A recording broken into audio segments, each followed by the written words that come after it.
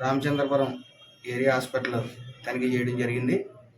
అందులో భాగంగా అక్కడ లోకల్గా ఏమైనా బ్లడ్ టెస్ట్లు వచ్చినా, స్కానింగ్లు వచ్చినా దానికి సంబంధించిన ప్రతిదీ అక్కడ ఉన్న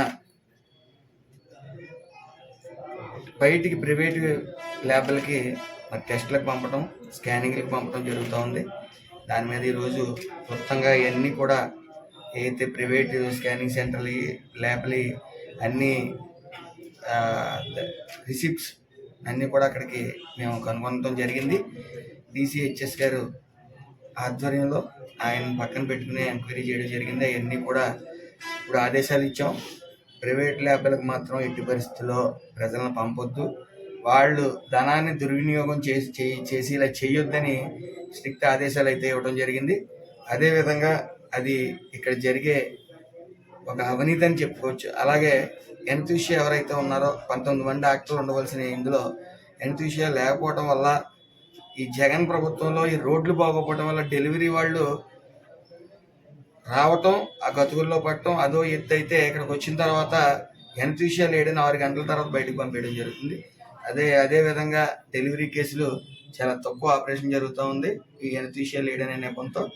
డిసిహెచ్ఎస్ గారికి చెప్పడం జరిగింది. అలాగే కమిషనర్ గారితో కూడా మాట్లాడటం జరిగింది. వెంటనే వారం రోజుల్లో కార్తిక్ గారు ఈ మధ్య డిప్యుటేషన్ మీద వచ్చారు. ఆయన వెంటనే అది రెక్టిఫై చేసి వారం రోజుల్లో సూపర్ ఎట్టి పరిస్థితి ఎనస్థీషియాని అక్కడ పెట్టడం జరుగుతుందని చెప్పడం జరిగింది. అదేవిధంగా ఏదైతే ఈ మెడికల్ షాప్ ఉందో జనరిక్ మెడికల్ షాప్ అని పెట్టి ప్రైవేట్ వ్యక్తుల దగ్గర మెడిసిన్ తెచ్చి ఏదైతే అత్యధిక ధర ఉందో ఆ అత్యధిక ధరకే ఈ యొక్క పేషెంట్లకు అందజేయడం జరుగుతుంది. అలాగే ప్రతి ఒక్కరికి కూడా ఈ సెక్యూరిటీ ఉన్న వాళ్ళందరికీ కూడా ఆదేశాలు జారీ చేయడం జరిగింది. కొంతమంది ఉద్యోగాల్లో ఉన్నట్టు అక్కడ ఉన్నప్పటికీ వాళ్ళు ఏదో విజిటర్గా అప్పుడప్పుడు హాస్పిటల్కి వచ్చి వైను. అలాగే ఇక్కడ స్వీపర్స్కి కానీ వీళ్ళకి కానీ జీతాలు తక్కువగా ఉండటం వల్ల మొన్న వచ్చిన జీవో ప్రకారం వాళ్ళకి మినిమం వేజెస్లో స్వీపర్కి కూడా 12,000 ఇవ్వాలని ఆదేశాలు చేయడం జరిగింది. అవి కూడా నెక్స్ట్ నెల నుంచి ఇందులోకి వస్తాయి, ఫోర్స్లోకి వస్తాయి. ఏదేమైనప్పటికీ ఈ రామచంద్రపురం ఏరియా హాస్పిటల్ ఏదొచ్చినా సరే దురదృష్టకరం, కాకినాడ పంపించేస్తా ఉన్నారు. అది పేషెంట్లు ఎక్కువ మంది కంప్లైంట్ అది వారం రోజుల్లో డిసిహెచ్ఎస్ గారు తగు చర్యలు తీసుకుని వెంటనే ఇది ఫుల్ ట్రాక్లో పడుతుంది, కాకినాడ వెళ్ళవలసిన పరిస్థితి ఉండదు.